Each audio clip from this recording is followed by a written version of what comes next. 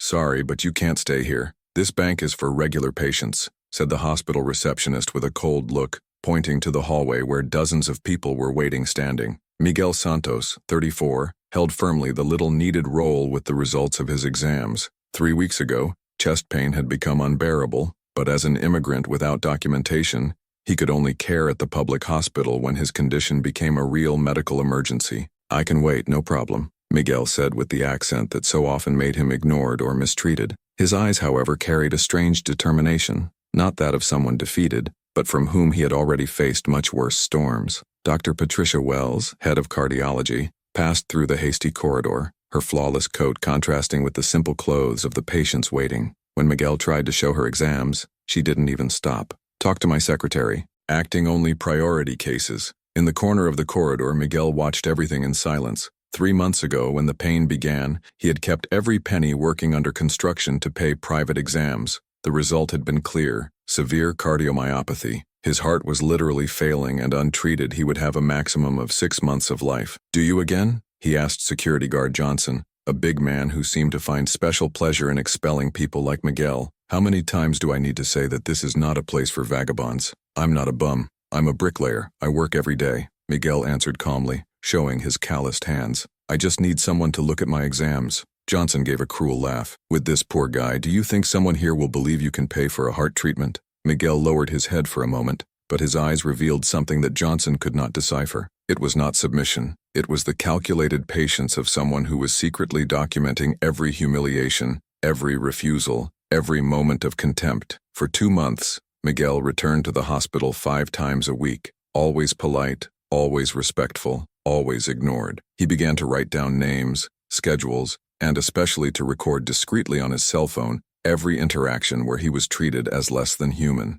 "Look, our favorite beggar came back," mocked Dr. Richard Stone, a junior cardiologist for a colleague. "I bet he doesn't even know how to read his own tests." Miguel heard every word but continued in silence. There was something peculiar in the way he absorbed every insult, every gesture of contempt, as if he was metalligously cataloging every piece of a bigger puzzle no one else could see. Administrator Helen Morrison, a 50-year-old woman known for her brutal efficiency, emerged from her office when she saw Miguel in the corridor. "Security. Why is this man still here? How many times need to explain that this hospital serves patients with real health and emergencies?" "My condition is real," Miguel said softly, extending the exams once again. "Severe cardiomyopathy." Helen didn't even look at the papers. "Anyone can print these documents on a LAN house. If you were really dying, it would have passed out here in the hall." The words cut deep, but Miguel remained impassive. There was an almost zen quality in its calm, not the resignation of those who gave up, but the serenity of those who had already calculated each movement of a larger plan. Nurse Sandra, a middle-aged woman who worked on the night shift, was the first to really look at Miguel as a person. "Are you okay? Have you been here every week?" "My heart is sick," Miguel simply answered, showing the exams that he had memorized so much to try to show them to doctors. "But nobody wants to see." Sandra took the papers and her expression changed completely. "My God, do you need urgent surgery?" "What do you mean no one saw that?" "They saw," Miguel answered with a disturbing calm. "They just chose not to see." At that moment, Sandra noticed something in Miguel's eyes that made her shudder. There was compassion but also a keen intelligence that seemed 5 steps ahead of all others. It was as if he knew something she couldn't understand. "Miguel," she whispered, "how long have you been in this results?" 3 months and 17 days, he responded with surgical precision. "But who is counting, isn't it?" At that moment, Miguel realized that he had found his angel. But what Sandra didn't know was that behind those kind eyes who begged for help, hid a mind that had already meticulously planned how to turn all that injustice into something no one Jamaias would forget. If this story of struggle and hope touched your heart, be sure to subscribe to the channel to find out how an immigrant forgotten by everyone was about to shake the structures of one of the city's most respected hospitals. Sandra took Miguel's exams with trembling hands. Her 23 years of nursing had never prepared her for something so revolting. This is a time bomb walking. How no one saw that? They saw, Miguel answered with a calm that made Sandra shudder. They just chose to pretend not. In the following days, Sandra tried to intercede for Miguel with the administration. "Dr. Wells, we have a patient with severe cardiomyopathy who needs urgent surgery. The tests are unquestionable. Does this immigrant again?" Dr. Wells sighed dramatically, without even lifting the documents on his table. "Sandra, you are new here. Let me explain how things work. Our responsibility is with patients who can contribute to the sustainability of this institution. But doctor, the oath of Hippocrates, the oath does not pay the bills. Dr. Wells cut coldly. If you want to work with charity, I recommend the municipal hospital across the city. Miguel continued his daily routine, but now there was something different. Sandra watched as he meticulously documented each interaction, every refusal, every discriminatory commentary. There was a method in its apparent passivity. "Why don't you give up?" Sandra asked on a particularly difficult night after witnessing Johnson push Miguel out of the hospital. Miguel smiled for the first time since she had known him. "My grandmother said one thing. Patience is not accepting injustice. It's knowing how to wait for the right time to make her appear." Discrimination climbed the new medical interns. Dr. Richard Stone, the junior cardiologist, decided to use Miguel as educational example in front of students. "See this interesting case," Stone announced loudly, gesturing to Miguel waiting in the corridor. "Immigrant without documentation, probably using counterfeit tests, trying to get free heart surgery. Can anyone tell me the signs of symptom simulation?" The students laughed nervously. Miguel remained impassive, but Sandra noticed that her fingers moved discreetly over her cell phone. "Teacher," a shy student raised his hand, "shouldn't we at least check the exams?" "My face," Stone responded with condescension. "When you have my experience, you will know how to identify these cases at a distance. People like that always try to take advantage of the system." Miguel had recorded everything. The situation became even more cruel when Helen Morrison, the administrator, decided to solve the problem definitively. She called a meeting with security and medical staff. "This man is disturbing our real patients," she said, sliding a picture of Miguel by the table. "I want it to be escorted out whenever it appears. If necessary, they call the police." "What if he really is sick?" asked Sandra, the only gift that dared to question. Morrison laughed with contempt. "Honey, people like this always invent serious illnesses. It's basic emotional manipulation." What Morrison didn't know was that Miguel had become a friend of the night caretaker, Carlos, who cleaned the rooms after the meetings. Carlos, also immigrant, sympathized with Miguel's fight and began to share information about the conversations he heard. "They are planning to stop you definitely," Carlos whispered to Miguel on a cold night. "The gray-haired woman said she will sue you by disturbance." Miguel only nodded, absorbing the information. "Thank you, Carlos. You're helping me more than you think." That's when Miguel met David Chen, a young civil rights lawyer who was visiting the hospital for another case. David noticed the strange situation, a clearly sick man being repeatedly expelled from the medical institution. "Can I ask what is happening here?" David questioned Sandra after witnessing Johnson dragging Miguel out. Sandra hesitated, but something in the lawyer's sincere look convinced Miguel's exams. David studied the documents, his expression becoming increasingly serious. "This is documented systematic discrimination," David murmured. "And with these medical results, this is virtually a death sentence for neglect." What David did not realize was that Miguel had already collected weeks of evidence, recordings of discriminatory conversations, mistreatment videos, documentation of service refusals, all organized, filed on his mobile and backup in the cloud. The hospital's arrogance reached its apex when Dr. Wells decided to lessen in Miguel. For an especially busy day,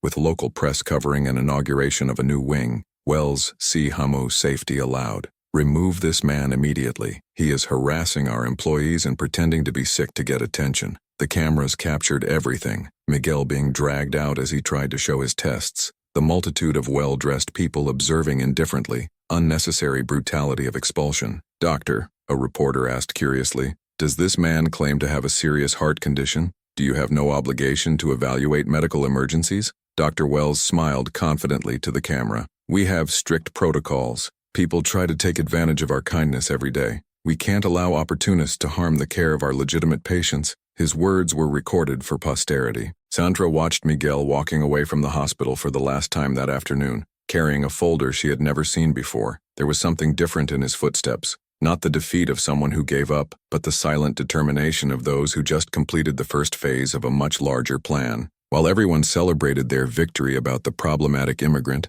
no one at the hospital realized that Miguel was not running. He was strategically positioned himself to the counterattack that would turn that institution into national headlines for the most humiliating reasons possible. 3 days after being expelled from the hospital for the last time, Miguel appeared in David Chen's office with a folder that made the young lawyer pale. 57 recordings, Miguel said calmly, organizing the documents on the table. 16 videos, 43 photographs, 3 months of systematic discrimination, all documented according to the second. David examined the material with growing unbelief. Miguel, this is a federal case. Racial discrimination, civil rights violation, medical negligence. How did you get all this? Patience, Miguel answered with a smile that carried more strength than David had initially realized, and a very good memory for faces and names. What David discovered in the following days was impressive. Miguel was not just a desperate immigrant, but a former civilian who had lost his professional license due to documentation problems. His analytical mind had turned each humiliation into solid legal evidence. Dr. Wells said this in front of 16 witnesses, Miguel explained, pointing to a detailed transcription. Johnson threatened to call immigration police without any provocation. I have everything recorded with timestamp and GPS location. Sandra had become an unexpected ally. Horrified by what she had witnessed, she began documenting the hospital's internal neglect, providing Miguel crucial information on ignored medical procedures and patients treated differently based on appearance or origin. They have an informal list, Sandra confessed during a secret meeting in the parking lot. They call problem patients, basically anyone who doesn't fit the socioeconomic profile they prefer. Miguel absorbed the information with the calm of an experienced strategist. Each new revelation became an additional piece in a much larger puzzle that he had been riding for months. The first great victory came when Carlos, the caretaker, brought devastating information. During a night cleaning, he had found documents left in the administration's meeting room. They are planning a campaign to clean the image of the hospital, Carlos whispered, delivering copies of the papers. They want to hire a public relations company to improve reputation after problems with unwanted elements. Miguel read the documents, his expression remaining impassive, but David noticed how his fingers slowly closed over the papers, not in anger, but the calculated satisfaction of someone who had just found the perfect ammunition. That's when Miguel revealed the true extension of his preparation. In his small apartment, he had created a professional investigator operations center, detailed schedules, staff connection maps, hospitals' financial analysis, all meticulously organized and cross-referenced. Did you know that the hospital receives federal subsidies for emergency care? Miguel asked rhetorically, showing printed documents. And there is a specific clause on discrimination that can result in the complete loss of these funds. David observed Miguel's work with increasing admiration. You have transformed your pain into science. This is a case that any federal promoter would dream of processing, but Miguel had not yet revealed his most powerful letter. There is one thing you need to know about Helen Morrison,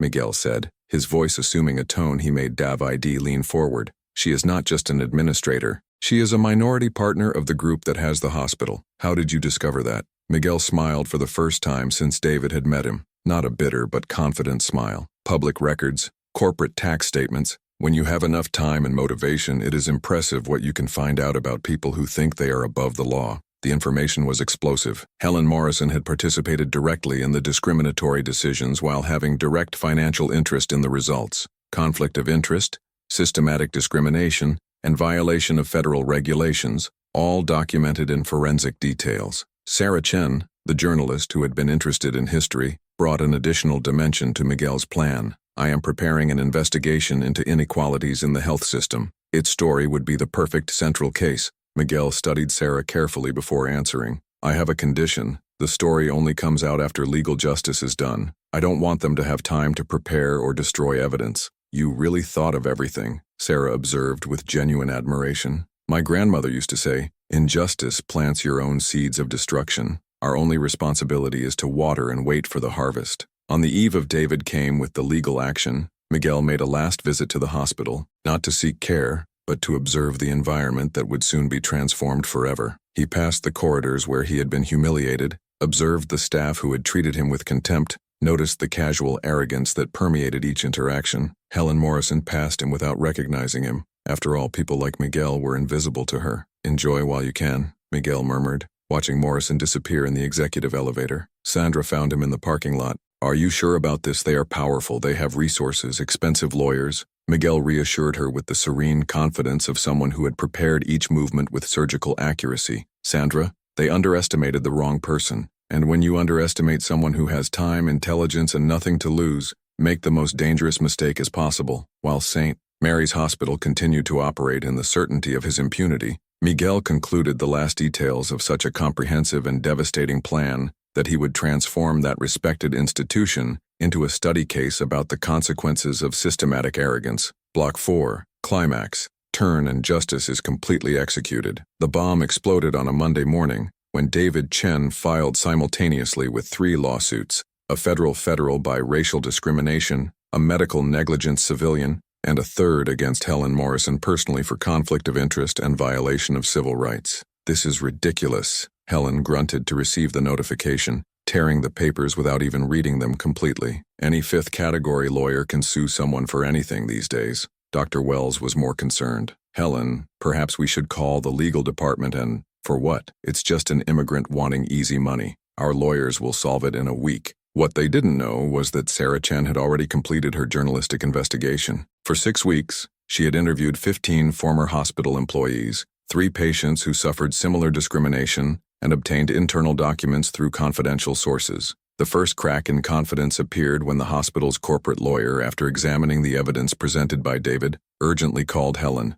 "We need to get together immediately. This case is much more serious than you told me." "Seriously, how?" Helen asked, her voice losing part of the usual arrogance. "As in losing our federal license and facing FBI investigation seriously." The emergency meeting was tense. The lawyer, Marcus Webb, spread prints and transcripts on the conference room table. "You have been recorded discriminating on a patient based on ethnic origin. There is evidence that you have refused emergency medical care motivated by prejudice. And worse, here we have documents proving that Mrs. Morrison has a direct financial interest in medical decisions taken." Dr. Wells paled to hear his own words reproduced in the audio. "Real patients. Our responsibility is with whom it can contribute to the sustainability of the institution." "This was taken from context," Helen protested, but her voice carried the first royal panic trait. "Mrs. Morrison," Marcus said coldly, "there are 57 similar recordings, with timestamps, with witnesses. This man systematically documented 3 months of discriminating action." Johnson, the security guard, was the first to crack. When faced with the videos of himself dragging Miguel out of the hospital, he immediately tried to blame the superiors. "I just followed orders. The administration said not to let these kind of people disturb paying patients." Dr. Richard Stone went in full panic when he saw his own recording using Miguel as an example of simulation in front of the students. "My career, my God, my medical career is over." Sarah's first report came out on Friday, with the devastating title, "Elite Hospital Denies Fatal Cardiac Treatment to Immigrant Based on Prejudice Only. Employees Recorded in Systematic Discriminatory Acts." Social networks exploded. Miguel's video being dragged out of the hospital while begging someone to look at his exams viralized in a matter of hours. "Justice para Miguel" became a national trending topic. Helen Morrison watched horrified as her decades' reputation collapsed in real time. Outraged comments flooded their personal social networks, which she hurriedly locked. But it was too late. Screenshots were already circulating showing their previous posts about people enjoying the system. "You don't understand," she said desperately in a makeshift interview. "We have procedures. We can't answer all. There is a protocol." But his explanations sounded empty in the face of the crystal-clear recordings of his own voice, ordering Miguel's expulsion without even looking at medical examinations. Sarah's second report was even more devastating. She had discovered that the hospital had received more than $3 million in specific federal subsidies for emergency care to needy populations, exactly what they had denied Miguel. Dr. Wells tried a last public relations strategy, calling a press conference. "This hospital has always served the community with excellence. We regret any misunderstanding." "Dr. Wells," a reporter interrupted, "you were recorded saying that the medical oath does not pay the bills. How do you reconcile this with medical ethics?" Wells stammered "Sue," and finally abandoned the press conference without responding. The final blow came when Miguel first appeared for the first time since the beginning of the legal battle. He was not only accompanied by David,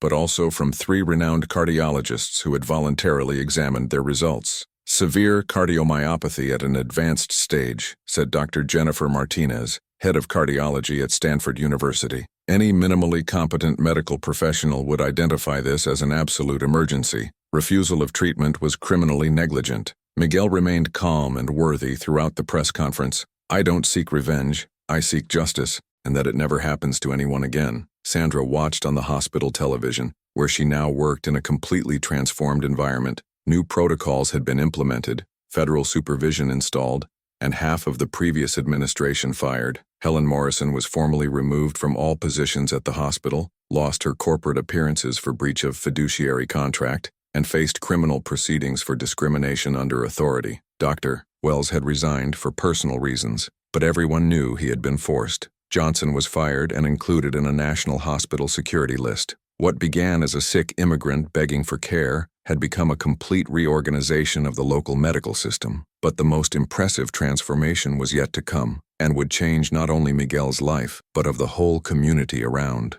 6 months after the fall of the hospital empire, Miguel Santos walked through the corridors of the new community medical center that would bear his name. Emergency cardiac surgery, performed free of charge by one of the best teams in the country, had saved his life and became a symbol of hope for the entire immigrant community. Dr. Santos greeted the chief nurse, using the title that Miguel had recovered after validating his engineering diploma. The families who arrived today are waiting in the consultation room. The Miguel Santos Medical Center was not just a clinic. It was a revolutionary model of humanized care that specifically served marginalized populations, funded by the $12 million that St. Mary's Hospital paid in an extrajudicial court agreement. Sandra, now director of nursing at the center, admirably watched how Miguel had transformed her experience of pain into a system that guaranteed that no one else would go through what he went through. You got it, Miguel. You have turned the worst moment of your life into something bigger than any of us could imagine. David Chen, who had become Advogado Chief of the center,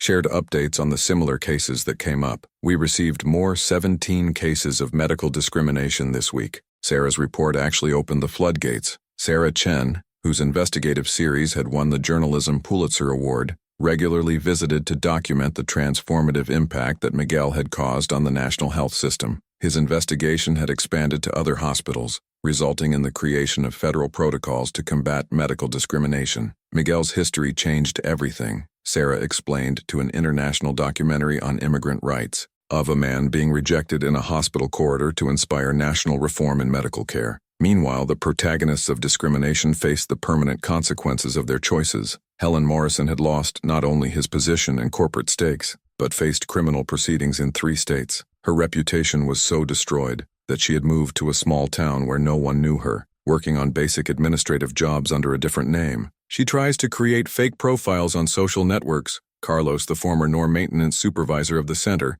commented with a mixture of penalty and justice. But people always find out who she is. Dr. Wells had lost his medical license permanently and faced federal investigation into discriminatory practices in all hospitals where he worked during his career. His medical arrogance had become complete professional ostracism. Johnson, former Seagency, had discovered in the worst possible way his aggressiveness had been recorded and viralized. No security institution hired him, and he faced processes for harassment and discrimination of at least 6 other victims who found courage to report it after seeing Miguel's story. Dr. Richard Stone had been forced to leave medicine and now worked as an insurance seller, his medical career destroyed by Miguel's recording in front of the students. The irony, Miguel reflected during an interview with national television, is that they tried to make me feel invisible, but in the end, they disappeared. The greatest triumph, however, was personal. Miguel had married Dr. Carmen Rodriguez, one of the cardiologists who voluntarily examined his case during the scandal. She was now driving the heart department of the center that bearing her husband's name. "Do you know what impresses me most about your story?" Carmen asked on a quiet morning while watching the movement of families being attended with dignity. It was not revenge that changed everything. It was its ability to transform pain into purpose. The medical center served more than 2,000 families a month, offering not only medical treatment, but also legal guidance, English courses, and professional training programs. It was a small town inside the city, built on the rubble of discrimination they tried to impose Miguel. "My grandmother was right," Miguel said during the inauguration ceremony of the second center, now in Los Angeles. "Patience is not accepting injustice. It is knowing how to wait for the right time to turn it into something bigger." The most powerful lesson came when Miguel received a letter from Helen Morrison, 3 years after the scandal. It was a desperate request for forgiveness, written by hand, where she admitted to losing everything because of her prejudice. Miguel read the letter once and filed it unanswered, not out of cruelty, but because he had learned that true justice is not about punishing those who hurt you. It is about building something so great that injustice becomes irrelevant. "He tried to break me," Miguel said in a lecture to medical students, "but they ended up giving me the strength I didn't even know." The best revenge is not to destroy their enemies. It is to achieve such a big success that they become just a footnote in their victory story. Miguel has learned that true revenge is not to return the damage suffered. It is to build such a powerful legacy that it transforms its greatest pain into the greatest source of hope for others. If this story of transformation and justice has touched your heart, Subscribe to the channel to find out how other people also turned their greatest injustices into victories that have changed the world around them.